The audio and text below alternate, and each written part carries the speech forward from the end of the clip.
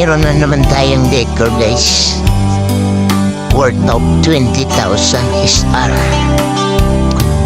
So yung nakikita ninyo ngayon na parang oblong, hindi pa yan tapos kasi meron pa yung bulaklak. Yan lang naman ay worth of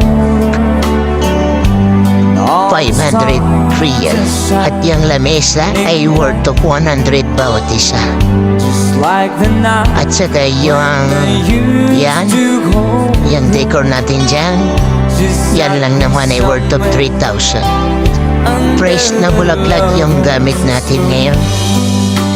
Kasi yan yung gusto ng customer, kasi kadalasan yung plastic na bulaklak yung ginagamit natin. Ngayon, fresh na bulaklak. So, yan siya, hindi pa siya full blast yung ilaw. Kasi wala pa yung nag-ooperate ng ilaw. Hindi natin alam ang kwan. Kasi hindi sa atin itong kwan stage. Nag-decor lang tayo dito. Mamaya magkakailaw na rin yan.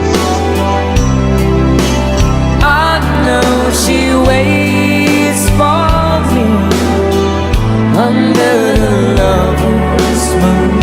Hey. Shoutout sa lahat ng mga lovers ngayong gabi.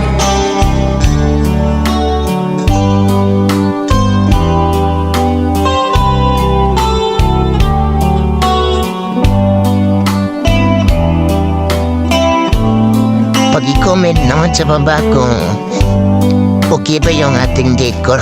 Guys, kung sa tingin niyo satisfied kayo o lugi yung customer.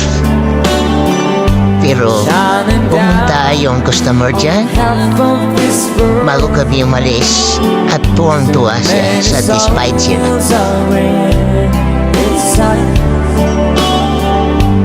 That for me there's just one girl and she's waiting.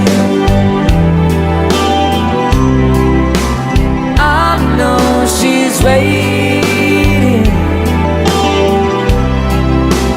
I know she waits for. Mataas yung video natin guys, kaya puputulin ko na lang muna at dudugtong ko. Gagawa natin ang part 2 ito.